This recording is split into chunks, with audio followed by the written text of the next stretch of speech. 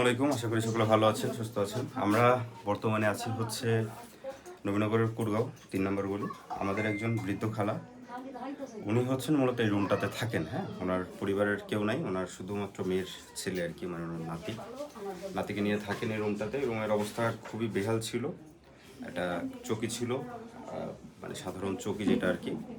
তো আমরা সেগুলো চৌকিটাকে সরাই দিয়ে এখন আপাতত এই মানে পরিস্থিতি উপরটা একটু দেখাই দিও। হ্যাঁ, এই হচ্ছে রুমের অবস্থা। আমরা বাড়িওয়ালার সাথে কথা বলেছি, তিনি হচ্ছে ঈদের পরপরই উপরে টিন ঠিক করে দিবেন, মানে অর্থাৎ টিনের জন্য হচ্ছে উপর থেকে প্রচুর পরিমাণে পানি পড়ে এবং ময়লা পড়ে।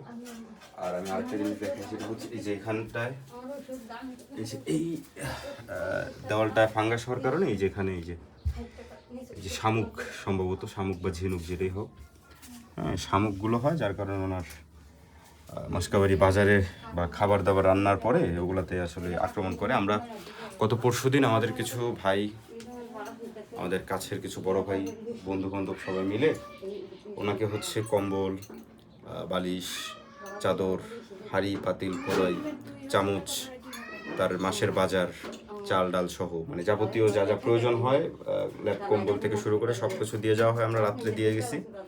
আজকে আসছি আমরা হচ্ছে একটা খাট নিয়ে, আপাতত একটা খাট দিয়ে যাচ্ছি এবং আগামী 2-1 ভিতর আমরা হচ্ছে ফ্যানের ব্যবস্থা করে দিয়ে যাবো। আর আমার সাথে আমাদের অদম্য সদস্যরা আছে, আমরা সবাই মিলে রুমটা পরিষ্কার করে দিয়ে যাচ্ছি এবং 2 দিনের ভিতর আমরা চেষ্টা করবো ফ্যান দিয়ে যাওয়ার, যেহেতু মাত্রাতিরিক্ত গরম, এই গরমের ভিতর টিনের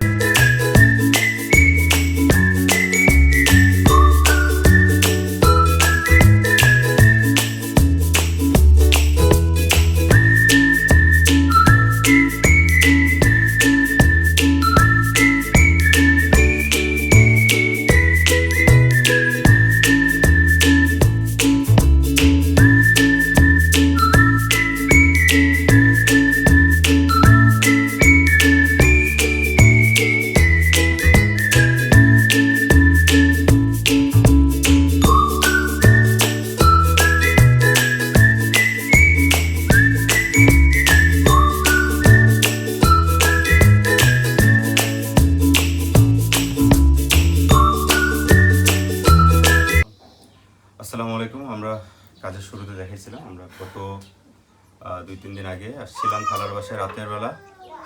খালার টুকটাক কিছু জিনিস দিয়ে গিয়েছিলাম, মানে বিছানার আসবাবপত্র, চালের ড্রাম থেকে শুরু করে বাজার সদাই। তো আমরা খালাকে বলছিলাম যে খালাকে একটা খাট দিয়ে যাবো। তো আমরা প্রাথমিকভাবে একটা খাট দিয়ে গেলাম এবং খালার যে অবস্থা রুম, মানে রুমের খুব বেহাল দশা ছিল। আমরা আমাদের জায়গা থেকে পরিষ্কার করে দিয়ে গেলাম এবং খুব শীঘ্রই আমরা খালাকে একটা ফ্যান দিয়ে যাব। তো আজকে সারাদিন অক্লান্ত পরিশ্রম করলো অদম্য 24-এর আমাদের সদস্য ভাই বোনেরা।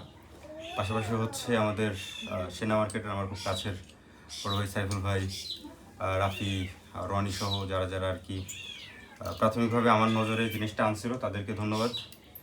এবং একই সাথে এদেরকে দোয়ায় রাখবেন, আমরা যাতে মানে সমাজে ছড়াই ছিটায় থাকা অবহেলিত মানুষদের পাশে আমাদের সাধ্য অনুযায়ী দাঁড়াইতে পারি ইনশাল্লাহ। আসসালামু আলাইকুম।